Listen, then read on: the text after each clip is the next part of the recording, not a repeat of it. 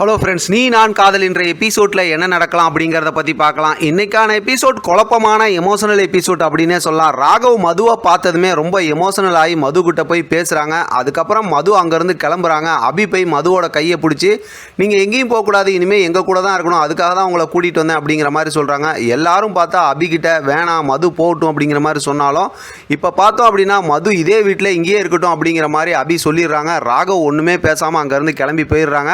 ஆனால் இதெல்லாம் நடந்து முடிஞ்சதுக்கப்புறம் மென்டலுங்க ரெண்டும், அதாவது சுந்தரியும் முரளியும் பேசுகிற பேச்சை பார்க்கும்போது ரெண்டு பைத்தியங்கள் பேசிக்கிற மாதிரியே அப்படியே இருந்துச்சு. அந்த அளவுக்கு ரெண்டு பைத்தியமும் மாறி மாறி வந்து ஏதோ பேசி குழப்பறாங்க. சம்மந்தமே இல்லாத ஸ்டோரியில் ஏதோ ஒரு பெரிய கதையை சொல்கிறாங்க. அப்படியே இந்த கொசுவத்தி சுருள் மாதிரி அப்படியே சுற்றி சுற்றி சுற்றி ஏதோ சுந்தரி சொன்னதெல்லாம் இன்றைக்கி செம்ம இரிட்டேட்டாக இருந்துச்சு. அதுக்கு முரளி ரியாக்ட் பண்ணதை பார்க்கும்போது என்னடா மக்கள் பார்க்குறாங்க அப்படிங்கிறனால எதை வேணால் கதையாக எடுப்பீங்களாடா அப்படிங்கிற மாதிரி தான் யோசிக்க தோணுச்சு. அடுத்து ராகவ் ரூமில் போய் அப்படியே ரொம்பவுமே மனக்கவலையோடு அப்படியே புலம்பிக்கிட்டு இருக்காரு. பின்னாடி அபி வந்து நிற்கிறாங்க.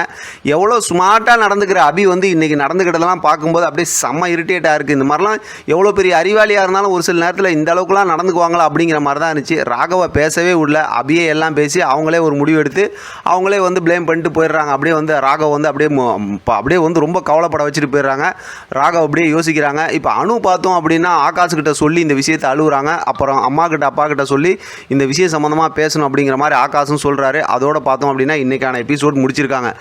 மொத்தத்தில் இன்றைக்கான எபிசோடை பொறுத்த வரைக்கும் பார்த்தோன்னா நீங்கள் கோவப்படுற மாதிரியும் நம்ம வருத்தப்படுற மாதிரியும் தான் எபிசோட் இருக்குது அப்படின்னு தான் சொல்லணும்.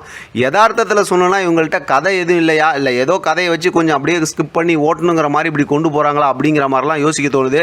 ஏன்னா முழு ஸ்டோரியை பேசுகிறதுக்கு 2-2.5 நிமிஷமே பத்தாது. 10 செகண்டில் 20 செகண்டில் ஸ்டோரியே பேசிடலாம் அப்படிங்கிற மாதிரி தான் இன்றைக்கான எபிசோட் இருந்துச்சு.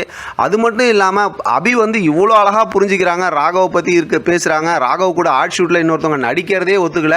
அப்படி இருக்கிற அபி வந்து எப்படி இந்த மாதிரிலாம் மதுவை கொண்டு நீங்கள் நிறுத்துனாங்க அப்படிங்கிறது ஒன்றும் புரியல. இது எந்த வகையில் எப்படி கதையை புரிஞ்சுக்கிறதுன்னு ஒன்றுமே புரியலன்னு வச்சிங்களேன்.